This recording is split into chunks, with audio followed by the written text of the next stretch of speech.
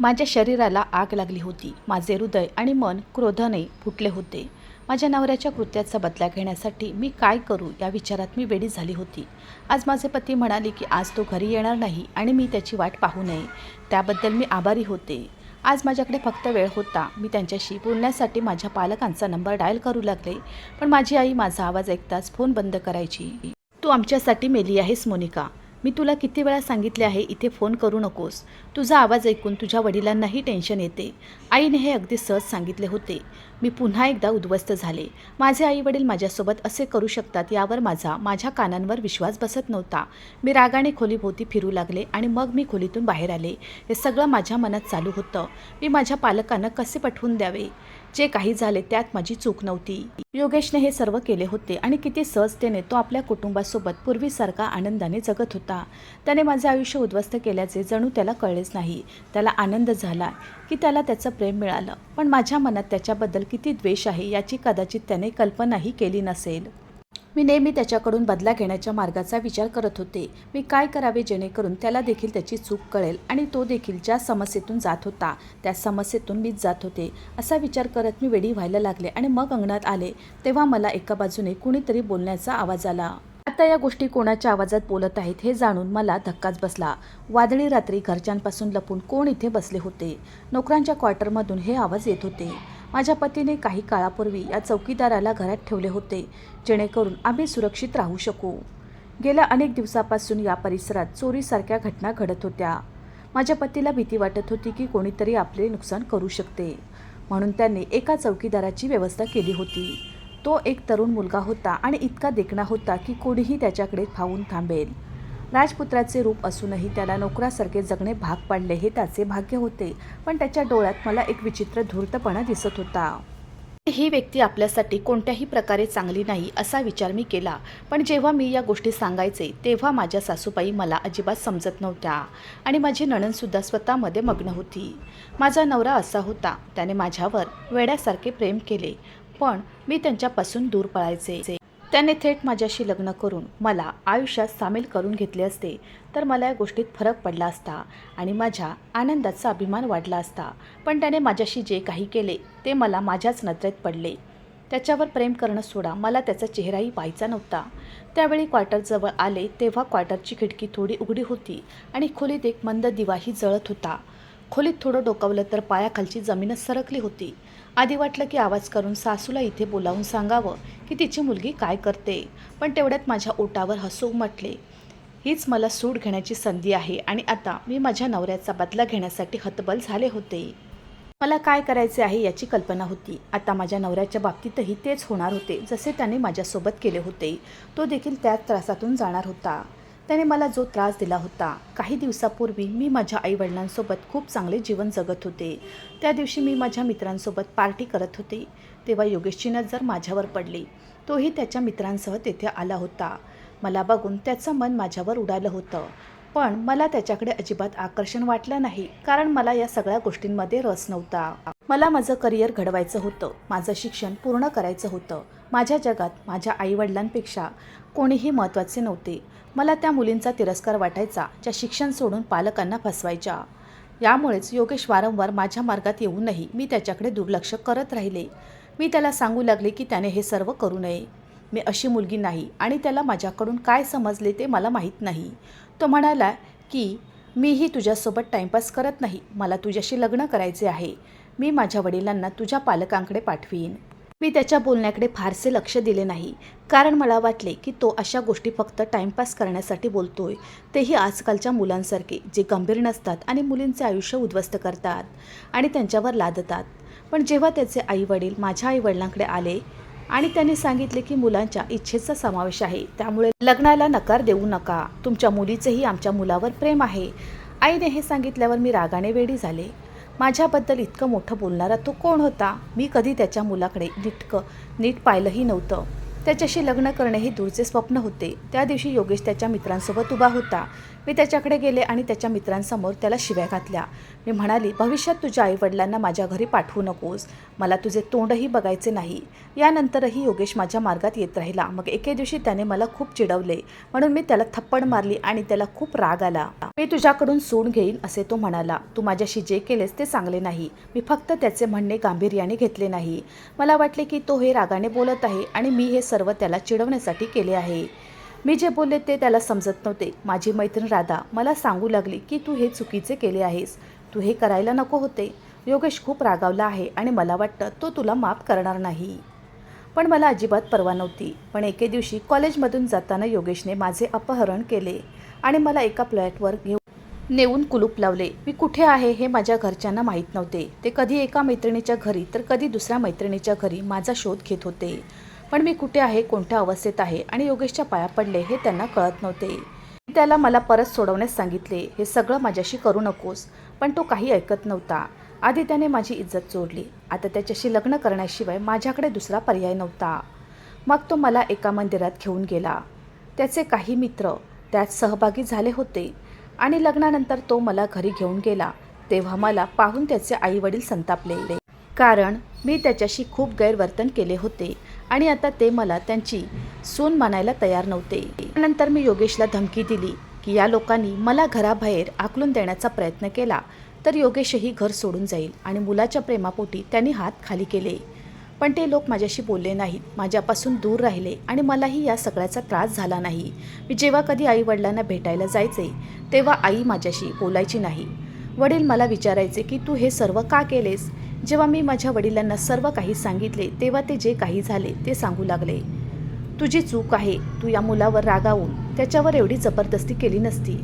त्या दिवशी आम्ही तुला कॉलेजमध्ये एकटी येऊ नकोस म्हणून मनाई केली होती.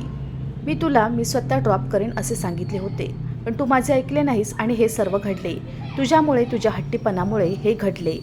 ते दोघेही माझी कोणतीही चूक माफ करायला तयार नव्हते आणि अशा स्थितीत योगेशचा तिरस्कार करू लागले. मला त्याला मारायचे होते. त्याने माझा छळ केला तसा त्याला छळायचं होतं.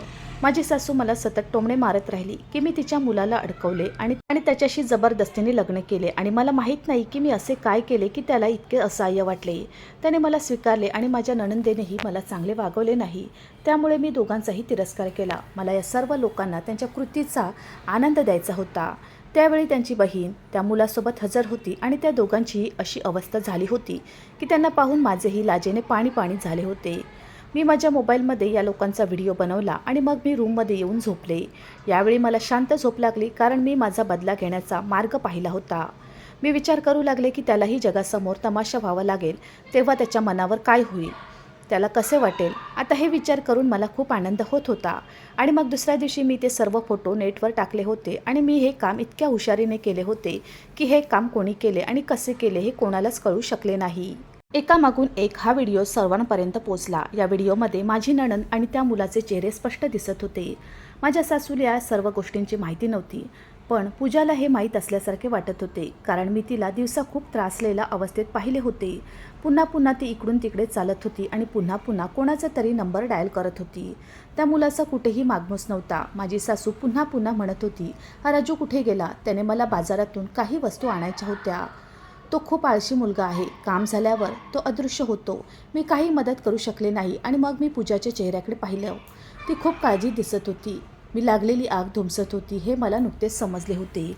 पूजालाही याची माहिती मिळाली. मी मनातल्या मनात खुश होते की आता मी माझा बदला पूर्ण करेन, कारण आता माझी सासू आणि नवरासुद्धा त्याच वेदना सहन करत होते. पूजा तयार होऊन घराबाहेर पडली. माझ्या सासूबाई तिला थांबवत राहिल्या. कुठे चालली आहेस पूजा एवढ्या पटकन, माझं ऐक. पण माझ्याकडे दुर्लक्ष करून मी श्वास रोखून धरलं होतं हे कळलंच नाही. ही मुलगी काही ऐकतही नाही आणि समजतही नाही. आज मी माझ्या एका नातेवाईकाला फोन केला होता. त्याला मला पूजाच्या नात्याबद्दल काही सांगायचे आहे. तिला पूजाला भेटायचे होते, पण या मुलीला कोणाचेही म्हणणे पटले नाही. आता तिच्याशी लग्न करायला या घरात कोणी येणार नाही. आज माझ्या नवऱ्याला पण खूप उशीर झाला होता आणि माझी नणंद पण कुठेच नव्हती. माझ्या सासूबाईंची टेन्शनमुळे वाईट अवस्था झाली होती आणि माझे सासरेही माझ्या सासूला वारंवार सांगत होते की तुम्ही तुमच्या मुलीला खूप सवलत दिली आहे. ती कुठे गेली याबद्दल काही माहिती आहे का? तरुण मुलगी अजून घरी आली नाही आणि ती कुठे गेली आहे हे तुम्हाला माहिती नाही आणि तुमचा मुलगाही काही ऐकत नाही. मी त्याला खूप वेळापासून फोन करत आहे, पण तो फोन उचलत नाही. माझी सासूही त्रासली होती. ती रडायला लागली आणि म्हणाली, मी काय करू? जर तिने माझे ऐकले नाही तर ती फक्त माझी नाही तर तुमची मुलगी आहे. त्यामुळे तुम्ही तिला नियंत्रणात ठेवायला हवे होते. आता माझ्या सासूलाही तिची चूक कळू लागली होती की तिने आपल्या मुलीला खूप काही दिले आहे. पण ही सगळी फक्त सुरुवात होती. आता या लोकांना कळायचे होते की वेदना, अपमान आणि दुःख कशाला म्हणतात. रात्री माझे पती घरी आले तेव्हा ते खूप तुटलेले होते, विखुरलेले दिसले. त्यावेळी मी माझ्या खोलीत असायचे. पण आज मी या लोकांचा तमाशा पाहण्यासाठी लॉन्चमध्ये उपस्थित होते. आज घरी मी एकटेच अन्न खात होते. जणू काही माझ्या सासू आणि सासऱ्यांना काही भान नाही आणि मला हव्या असलेल्या कशाचीही फिकीर नाही. सर्व काही असेच घडत होते. मला कल्पना होती की पूजा यापुढे तिच्या कुटुंबाचा सामना करू शकणार नाही.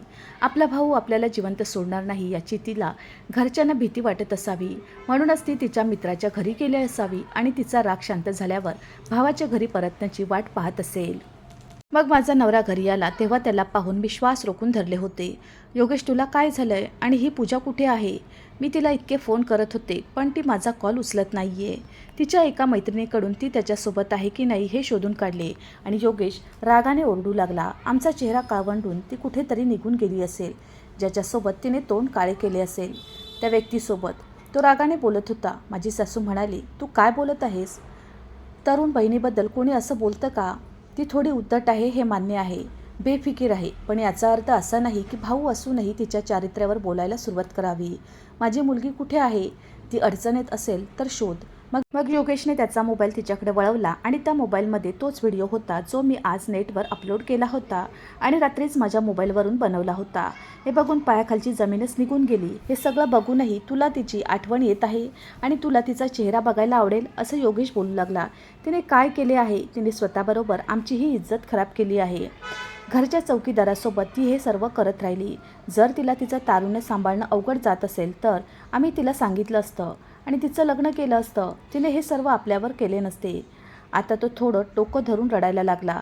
ते किती वाईट झाले आहे. मला कुणासमोर डोकं वर काढता आलं नाही. मी कुणाला तोंड देऊ शकत नाही. तो खूप रडत होता आणि त्याला पाहून मला एक विचित्र आराम वाटला. मीही तशीच रडले आणि माझे आई वडीलही तशाच प्रकारे माझ्यासाठी तळमळले. त्यालाही आपल्या बदनामीची भीती वाटू लागली होती आणि आता त्याला तसेच वाटू लागले होते.